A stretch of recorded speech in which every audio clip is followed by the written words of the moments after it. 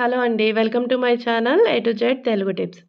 ఇవాల్టి వీడియోలో బెండకాయ టమాటా పచ్చడిని మంచి టేస్టీగా ఎలా చేసుకోవాలో చూపించబోతున్నాను. ఒక్కసారి నేను వీడియోలో చూపించిన విధంగా ట్రై చేసి చూడండి.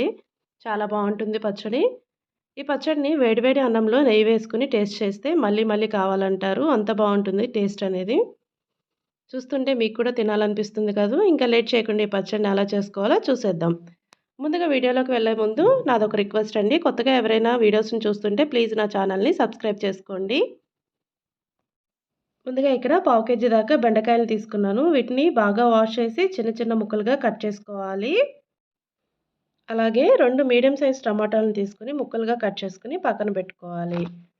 ఆ తర్వాత స్టవ్ ఆన్ చేసి ప్యాన్ పెట్టి 1 టేబుల్ స్పూన్ ఆయిల్ వేసుకోవాలి. ఆయిల్ వేడయ్యాక పావు టీ స్పూన్ మెంతులు, పావు టీ స్పూన్ ఆవాలు, 1 టీ స్పూన్ జీలకర్ర, 2 టీ స్పూన్ల ధనియాలు, 6 లేదా 7 వెల్లుల్లి రెమ్మలు వేసుకుని ఫ్లేమ్ని సిమ్లో పెట్టుకుని వీటన్నింటినీ కలుపుతూ వేయించుకోవాలి. ఇలా వేగాక ఇప్పుడు 15 లేదా 20 ఎండుమిర్చిని వేసుకోవాలి. అలాగే 2 రెమ్మల కరివేపాకు ఆకుల్ని కొద్దిగా కొత్తిమీరని కాడలతో సహా వేసుకోవాలి. కొత్తిమీరని కాడలతో వేస్తే పచ్చడి టేస్ట్ బాగుంటుందండి. ఇష్టం లేని వాళ్ళు కాడలను తీసేసి కూడా వేసుకోవచ్చు.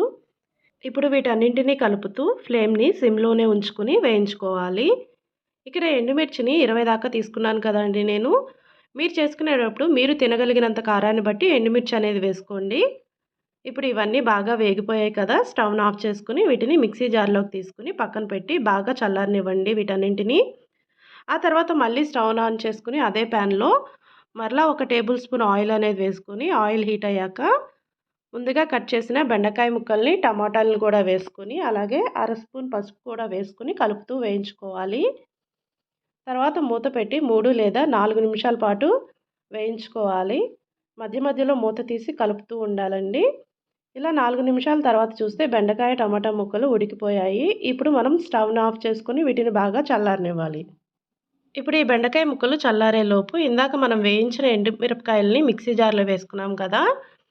దానిలో పచ్చడికి రుచికి సరిపడా ఉప్పును కూడా వేసుకుని బాగా గ్రైండ్ చేసుకోవాలి. ఇలా మెత్తగా పౌడర్ లాగా చేసుకోండి. ఇలా చేశాక వేయించిన బెండకాయ టమాటా ముక్కల్ని కూడా వేసుకుని అందులోనే కొద్దిగా చింతపండు గుజ్జును కూడా వేసుకోవాలి. అప్పుడే పచ్చడి టేస్ట్గా ఉంటుంది. టమాటాల పులుపు అనేది సరిపోదండి పచ్చడికి. ఈ పచ్చడికి చింతపండుని కూడా వేస్తేనే రుచి పెరుగుతుంది. నేను ఇక్కడ చింతపండు పేస్ట్ని వేసుకున్నాను కాబట్టి గ్రైండ్ చేసేటప్పుడు వేశాను చింతపండు గుజ్జుని. అదే మీరు చింతపండును వాడితే కనుక బెండకాయల్ని టమాటాలు వేయించాం కదా, వాటితో పాటే చింతపండును కూడా వేసి వేయించుకుంటే సరిపోతుంది. ఇప్పుడు ఈ పచ్చడిని గ్రైండ్ చేసుకునేటప్పుడు మరీ మెత్తగా గ్రైండ్ చేయకండి. కచ్చాపచ్చాగా గ్రైండ్ చేసుకోండి. అచ్చం రోట్లో చేసిన టేస్ట్ అనేది వస్తుంది అలా చేస్తే కనుక. ఇలా గ్రైండ్ చేసుకున్నాక ఈ పచ్చడికి పోపు పెట్టుకుందాం. ముందుగా ప్యాన్లో ఆయిల్ వేసి ఆయిల్ హీట్ అయ్యాక పోపు దినుసులు వేసి వేయించుకోవాలి.